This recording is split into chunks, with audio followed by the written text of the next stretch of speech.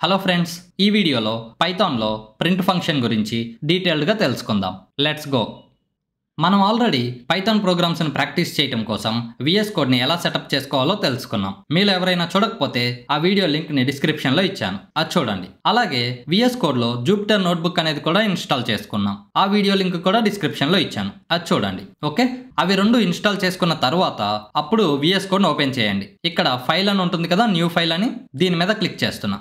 ఇక్కడ ప్రింట్ అని చెప్పి ఇచ్చి డాట్ అని ఇచ్చి ఎక్స్టెన్షన్ ఇస్తున్నా, IPYNB అని చెప్పి ఇంటరాక్టివ్ పైథాన్ నోట్బుక్ అనమాట ఎక్స్టెన్షన్. ఎంటర్ క్లిక్ చేస్తున్నా.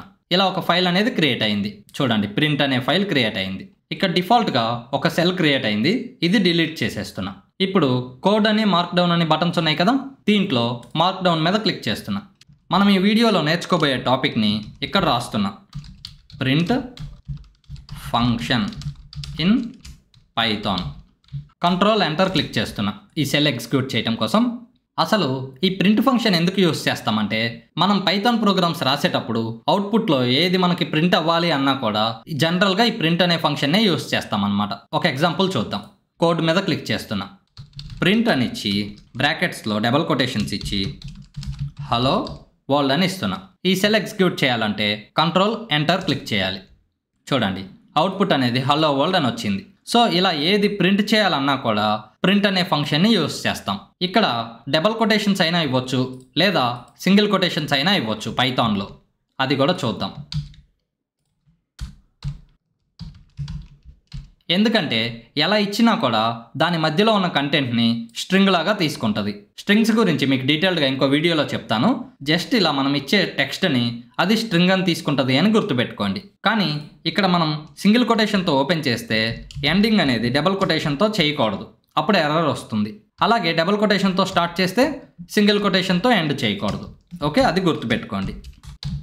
ఇప్పుడు అవుట్పుట్ చూద్దాం. చూడండి, హలో వరల్డ్ అని వచ్చింది. అలాగే ప్రింట్లో మనం స్ట్రింగ్స్ని ఇంకొకలాగా కూడా ప్రింట్ చేయొచ్చు, అది ఎలాగో చూద్దాం.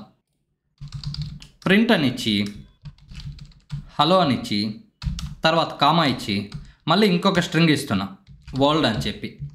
ఇప్పుడు చూడండి అవుట్పుట్, ఇప్పుడు కూడా హలో వరల్డ్ అనే వచ్చింది. ఇలా ఒక స్ట్రింగే కాకుండా ఎన్ని స్ట్రింగ్స్ అయినా ఇవ్వచ్చు అనమాట. ఎగ్జాంపుల్కి ఇంకొక స్ట్రింగ్ ఇద్దాం. చూడండి, హలో వరల్డ్ పైథాన్ అనేది ప్రింట్ అయింది. పైథాన్ ప్రోగ్రామింగ్లో స్ట్రింగ్స్ అనే వాటిని ఆబ్జెక్ట్స్ లాగా తయారు చేశారు. ఆబ్జెక్ట్స్ అంటే ఏంటి అనేది కూడా మీకు డీటెయిల్డ్గా ఇంకో వీడియోలో చెప్తాను. పైథాన్లో అన్నీ కూడా ఆబ్జెక్ట్స్ లాగానే డెవలప్ చేశారు అనేది గుర్తుపెట్టుకోండి. ఏది తీసుకున్నా జనరల్గా ఆబ్జెక్టే అనమాట అది. సో స్ట్రింగ్స్ కూడా ఒక ఆబ్జెక్ట్ అనేది గుర్తుపెట్టుకోండి. అలాగే ఇక్కడ చూడండి, ఎన్ని స్ట్రింగ్స్ అయినా ఇవ్వచ్చు అంటున్నా, అలా చెప్పే బదులు ఎన్ని ఆబ్జెక్ట్స్ అయినా ఇవ్వచ్చు అంటాం అన్నమాట. ఇదే ప్రింట్ ఫంక్షన్ గురించి మనం గుర్తుపెట్టుకోవాల్సిన ఫస్ట్ పాయింట్. ఎన్ని ఆబ్జెక్ట్స్ అయినా ఇవ్వచ్చు. ఓకే, అలాగే పైథాన్ ప్రోగ్రామింగ్లో ఇక్కడ ఆబ్జెక్ట్స్ ఎన్నైనా ఇవ్వచ్చు అనేది చెప్పుకుంటున్నాం కదా. అలా ఎన్నైనా ఇవ్వచ్చు, 1 అయినా 3 అయినా 10 అయినా ఇట్లా ఎన్నైనా ఇవ్వచ్చు అనేది తెలియచేయటం కోసం స్టార్ అని ఇస్తాం. ఓకే, ఈ సెల్ని ఎగ్జిక్యూట్ చేస్తున్నాను. ఇప్పుడు సెకండ్ పాయింట్ ఏంటో తెలుసుకుందాం. దానికంటే ముందు ఇక్కడ ఒక లైన్ ఇస్తున్నా. జస్ట్ ఇలా 3 స్టార్లు ఇచ్చి ఎగ్జిక్యూట్ చేస్తే ఒక లైన్ అనేది క్రియేట్ అవుతుంది. తర్వాత కోడ్ అనేది క్లిక్ చేస్తున్నా. ఇప్పుడు చూడండి, ఇక్కడ 3 స్ట్రింగ్స్ ఇచ్చినప్పటికీ అవుట్పుట్లో ఒకదానికి ఇంకొక దానికి మధ్యలో స్పేస్ అనేది వస్తుంది. డిఫాల్ట్గా పైథాన్లో ఒక ఆబ్జెక్ట్కి ఇంకొక ఆబ్జెక్ట్కి మధ్యలో స్పేస్ అనేది ఉంటుందన్నమాట. ఇక్కడ మనం ఇచ్చిన స్పేస్ కాదు ఇది. ఓకే, ఇక్కడ మనం స్పేస్ ఇవ్వకపోయినా పర్వాలేదు, కానీ అవుట్పుట్లో మాత్రం స్పేస్ వస్తుంది. ఓకే, ఇది ఎందుకంటే ఒక స్ట్రింగ్కి ఇంకొక స్ట్రింగ్కి మధ్యలో సపరేటర్ అనేది ఒకటి ఉంటుందన్నమాట. ఆ సపరేట్ చేసేది స్పేస్ లాగా ఉంటుంది, అది ఎలాగో చూద్దాం. ఇలా ఆబ్జెక్ట్స్ అన్నీ ఇచ్చిన తర్వాత SEP = సింగిల్ కొటేషన్స్ కానీ డబుల్ కొటేషన్స్ కానీ, ఇంకా స్ట్రింగ్ అంటే మీరు గుర్తుపెట్టుకోండి ఏ కొటేషన్స్ అయినా ఇవ్వచ్చు అని. సో కొటేషన్స్ మధ్యలో స్పేస్ అనేది ఉంటుందన్నమాట. ఇప్పుడు ఎగ్జిక్యూట్ చేస్తున్నా. చూడండి, సేమ్ అవుట్పుట్ వచ్చింది. సో ఇలా మనం ఇచ్చినా ఇవ్వకపోయినా డిఫాల్ట్గా సపరేటర్ అనేది స్పేస్ ఉంటుందన్నమాట. అందుకని ఇక్కడ స్పేస్ వస్తుంది.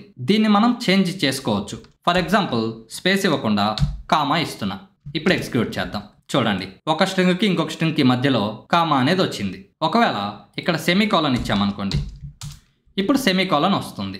ఇలా ఒక స్ట్రింగ్కి ఇంకొక స్ట్రింగ్కి మధ్యలో మనం ఏవైనా ఇవ్వచ్చు అనమాట. స్ట్రింగ్ అనేది ఇక్కడ ఒక క్యారెక్టరే కాదు, ఎక్కువ కూడా ఇవ్వచ్చు. దానికి కూడా ఒక ఎగ్జాంపుల్ చూద్దాం. ఇక్కడ చూడండి, ఇక్కడ ఎగ్జాంపుల్కి నేమ్స్ ఇస్తున్నా, ప్రతాప్, సురేష్, రాము అని ఇస్తున్నా. అలాగే SEP is equal to space ఇచ్చి AND అని ఇచ్చి మళ్ళీ స్పేస్ ఇస్తున్నా. ఇప్పుడు ఎగ్జిక్యూట్ చేస్తున్నా. చూడండి, ప్రతాప్ అని వచ్చాక స్పేస్ వచ్చి అండ్ అనేది వచ్చి స్పేస్ వచ్చింది. అలాగే సురేష్ అని ప్రింట్ అయ్యాక మళ్ళీ స్పేస్ వచ్చి అండ్ వచ్చి స్పేస్ వచ్చింది. సో ఇదంతా కూడా ఈ సపరేటర్లో నుంచి వస్తుందన్నమాట. SEP అంటే సపరేటర్కి షార్ట్ కట్. ఓకేనా? సో సపరేటర్ ఏంటి అనేది మనం ఇవ్వటం కోసం ఇలా ఇస్తామన్నమాట. ఇది మీరు గుర్తుపెట్టుకోవాల్సిన సెకండ్ పాయింట్ ప్రింట్ ఫంక్షన్ గురించి.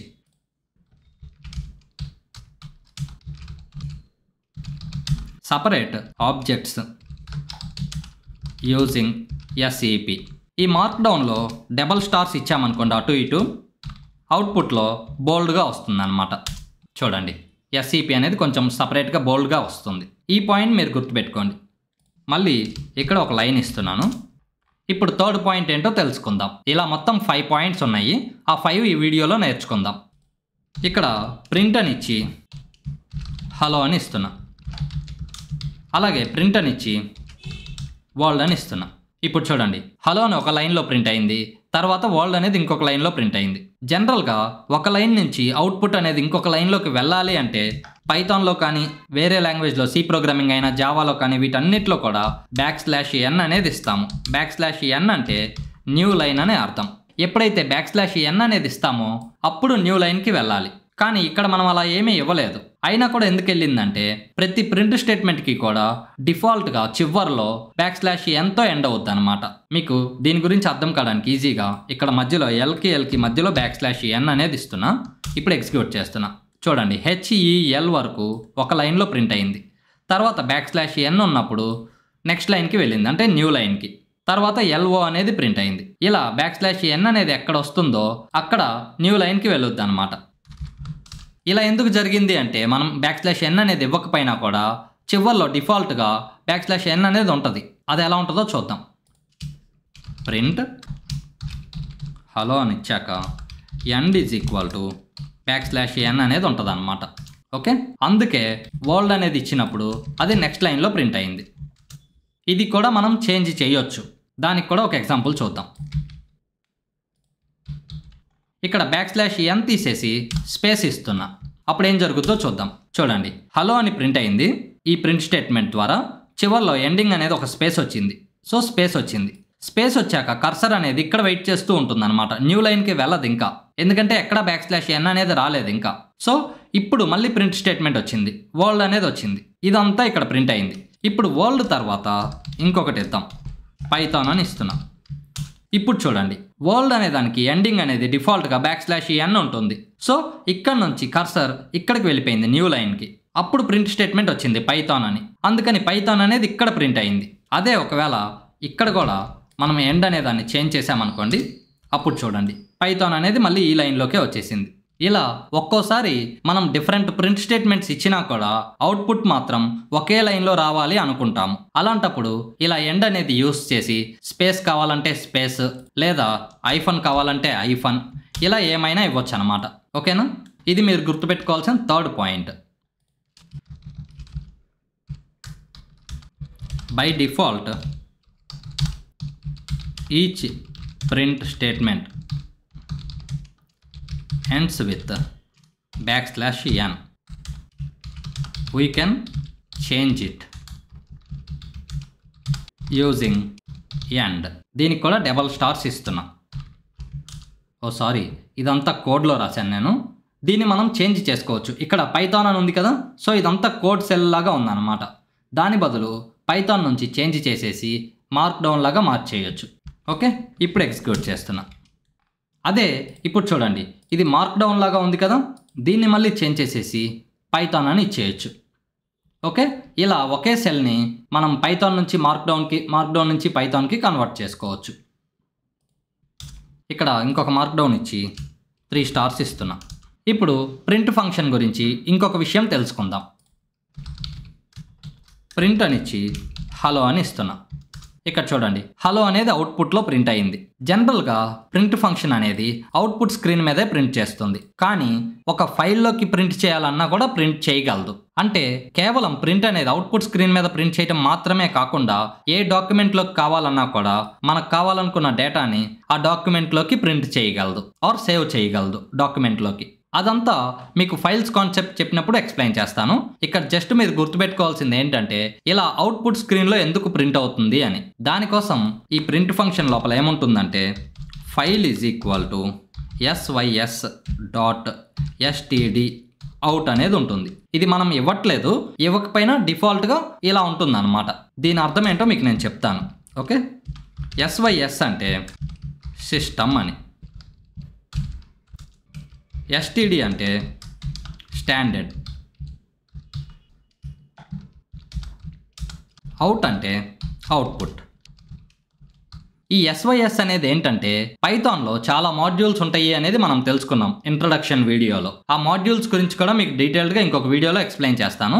జస్ట్ మీరు ఈ sys అనేది ఒక మాడ్యూల్ అని గుర్తుపెట్టుకోండి. ఈ మాడ్యూల్లో ఆల్రెడీ చాలా కోడ్ ఉంటుందన్నమాట రాసేసి, ఇన్పుట్కి సంబంధించి అవుట్పుట్కి సంబంధించి ఇలా అన్ని. ఇక్కడ ఇలా ఇవ్వటం వల్ల ఏం జరుగుతుందంటే ప్రింట్ ఫంక్షన్లో మనం ఇచ్చే డేటాని అవుట్పుట్ స్క్రీన్ మీద ప్రింట్ చేయాలి అని చెప్తున్నాం. ఇక్కడ ఫైల్లోకి ప్రింట్ చేయమని కూడా ఇవ్వచ్చు. అది ఫైల్స్ కాన్సెప్ట్ అప్పుడు నేర్చుకుందాం. ఇలా మనం ఇవ్వకపోతే అది హ్యాపీగా అవుట్పుట్లో డైరెక్ట్గా ప్రింట్ చేసేస్తుంది. ఒకవేళ మీరు ఇలా ఇచ్చి టెస్ట్ చేయాలి అనుకున్నప్పుడు మనం sys అనే మాడ్యూల్ని ఇంపోర్ట్ చేసుకోవాలి. సో ఇంపోర్ట్ sys అని ఇవ్వాలి. ఇప్పుడు ఎగ్జిక్యూట్ చేస్తున్నా ఈ సెల్ని. చూడండి హలో అనేది ప్రింట్ అయింది. ఇక్కడ ఎన్ని ఆబ్జెక్ట్స్ అయినా ఇవ్వచ్చు మనం. చివరిలో కామా ఇవ్వాలి మళ్ళీ ఆ ఆబ్జెక్ట్ అయిపోయాక. ఓకే, చూడండి హలో వరల్డ్ అని ప్రింట్ అయింది. సో డిఫాల్ట్గా file equal to sys.std out అనేది ఉంటుంది అని గుర్తుపెట్టుకోండి. ఇది మీరు ప్రింట్ ఫంక్షన్ గురించి తెలుసుకోవాల్సిన 4th point. By default output is printed to output screen using file. ఇప్పుడు ప్రింట్ ఫంక్షన్ గురించి ఇంకొక విషయం తెలుసుకుందాం. ఇది మీకు అర్థం అవ్వాలి అంటే ముందు మీకు ఒక కాన్సెప్ట్ తెలియాలి. అదేంటంటే ప్రింట్ అనేది మనం యూజ్ చేసినప్పుడు అవుట్పుట్ స్క్రీన్ మీద ప్రింట్ చేస్తుంది అనుకుంటున్నాం. కానీ మనం ఇచ్చిన ప్రోగ్రామ్కి అవుట్పుట్ స్క్రీన్లో ప్రింట్ అవ్వడానికి మధ్యలో కంప్యూటర్ మెమరీ అనేది ఉంటుంది. ఈ కంప్యూటర్ మెమరీలో మనం ప్రింట్ చేయాలనుకున్న డేటా మొత్తం కొంత స్టోర్ అవుద్ది అనమాట. అలా స్టోర్ చేయడాన్ని ఏమంటామంటే అవుట్పుట్ బఫర్ అంటాం. అంటే అవుట్పుట్లో ప్రింట్ చేయడానికి వచ్చిన డేటా అన్నట్టు. కొంత డేటా వచ్చాక అప్పుడు అవుట్పుట్ స్క్రీన్ మీదకి దాన్ని ప్రింట్ చేస్తుంది. మళ్ళీ కొంత డేటా వచ్చాక అప్పుడు అవుట్పుట్ స్క్రీన్ మీదకి ప్రింట్ చేస్తుంది. ఎప్పటికప్పుడు ప్రింట్ చేయదు అనమాట. జనరల్ గా ఈ అవుట్పుట్ బఫర్ లో స్టోర్ అవుతూ ఉంటుంది. మీకు ఒక డౌట్ రావచ్చు, ఇలా ఎందుకు మనం ప్రింట్ చేసిన ప్రతిదీ కూడా ప్రోగ్రామ్ లో ఇచ్చింది డైరెక్ట్ గా అవుట్పుట్ స్క్రీన్ మీద ప్రింట్ అయిపోవచ్చు కదా అని. అలా ఎందుకు చేయరంటే దానికి కొంచెం ఎక్కువ ప్రాసెసింగ్ టైం టేకింగ్ అవుద్ది అనమాట. అది మీకు అర్థం అవ్వాలంటే ఒక ఈజీ ఎగ్జాంపుల్ చెప్తాను. ఫర్ ఎగ్జాంపుల్ ఒక షాప్ ఓనర్ ఉన్నాడు అనుకుందాం. ఆ షాప్ కి కస్టమర్స్ వస్తూ ఒక్కొక్క ప్రోడక్ట్ కొంటున్నారు. ఒకళ్ళు 50 రూపీస్ ఇచ్చారు, ఒకళ్ళు 30 రూపీస్ ఇచ్చారు, ఒకళ్ళు 100 రూపీస్ ఇచ్చారు, ఇలా ఇస్తున్నారు. ఆ షాప్ ఓనర్ ఏం చేశాడంటే ఆ మనీ మొత్తం కలెక్ట్ చేసి 10,000 రూపీస్ అయ్యాక అప్పుడు బ్యాంక్కి వెళ్ళి డిపాజిట్ చేసుకున్నాడు అకౌంట్ లో. అలాగే మళ్ళీ కస్టమర్స్ వస్తున్నారు, డిఫరెంట్ ప్రోడక్ట్స్ కొంటున్నారు. ఈసారి ఎప్పుడైతే 10,000 రూపీస్ అయిందో టోటల్, అప్పుడు మళ్ళీ బ్యాంక్కి వెళ్ళి డిపాజిట్ చేసుకున్నాడు. ఇలా ప్రతిసారి 10,000 ఎప్పుడైతే అవుద్దో అమౌంట్ ఆర్ అంతకంటే పెరుగుద్దో అప్పుడు బ్యాంకులో వెళ్ళి డిపాజిట్ చేస్తున్నాడు. అప్పుడు అతనికి వారానికో నెలకో ఒక్కసారి వెళ్లాల్సిన పని ఉంటది. అలా కాకుండా ఒక కస్టమర్ రాగానే 50 రూపీస్ ఇచ్చాడు. ఆ 50 రూపీస్ వెళ్ళి బ్యాంక్కి వెళ్ళి డిపాజిట్ చేశాడు. మళ్ళీ ఇంకొకళ్ళు వచ్చి 100 రూపీస్ ఇచ్చారు, మళ్ళీ బ్యాంక్కి వెళ్ళి అది డిపాజిట్ చేశాడు. అప్పుడు చూడండి ఎంత ఎఫర్ట్ ఎంత టైం ఎక్స్ట్రా అవుతుందో వేస్ట్ గా. సో అలాగే అవుట్పుట్ స్క్రీన్ మీద కూడా ప్రతి డేటాని వెంటనే ప్రింట్ చేయదన్నమాట. దానికి కొంచెం ఎక్కువ ప్రాసెసింగ్ అవుద్ది కాబట్టి. అందుకే ఈ అవుట్పుట్ బఫర్ అనే దాంట్లో స్టోర్ చేసుకుంటది కొంత డేటా వచ్చే వరకు అన్నట్టు. ఈ అవుట్పుట్ బఫర్ లో వచ్చే డేటాని ఎప్పటికప్పుడు అంటే ఒక్క డేటా రాగానే టక్మన్ దాన్ని అవుట్పుట్ స్క్రీన్ మీదకి పంపించేయొచ్చు. ఇలా కూడా కొన్నిసార్లు రిక్వైర్మెంట్ వచ్చుద్ది అనమాట. ఫర్ ఎగ్జాంపుల్ టైం కి సంబంధించిన ప్రోగ్రామ్స్ ఏమన్నా రాస్తున్నా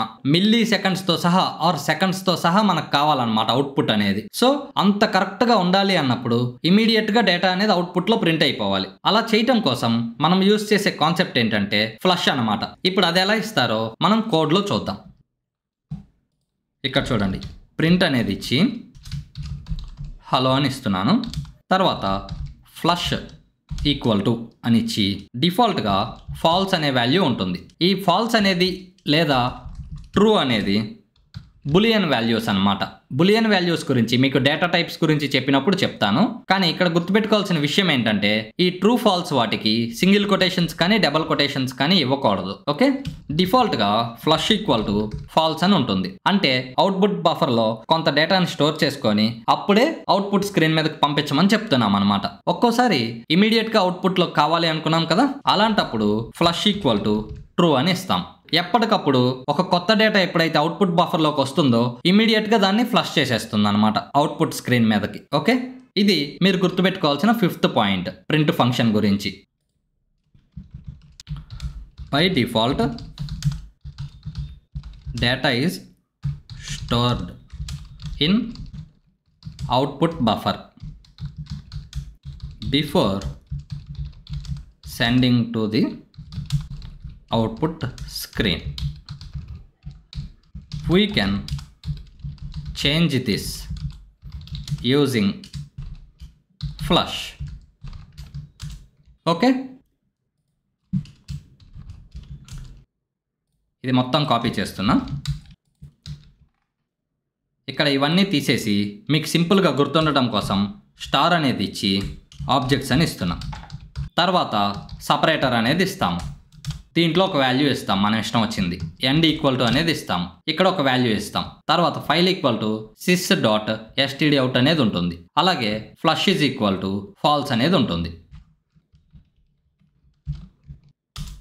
మీరు కూడా ఒక జూపిటర్ నోట్బుక్ ఫైల్ని క్రియేట్ చేయండి. దాంట్లో చెప్పిన కాన్సెప్ట్స్ని ఒక్కొక్కటి ఇచ్చి వాటిని ఎగ్జిక్యూట్ చేసి అవుట్పుట్ని టెస్ట్ చేయండి. ఎవరైతే ఈ వీడియోలో చెప్పిన అన్ని కాన్సెప్ట్స్ని ప్రాక్టీస్ చేస్తారో వాళ్ళు కామెంట్స్లో ఎస్ ఐ డిడ్ ఇట్ అని తెలియచేయండి. Thank you.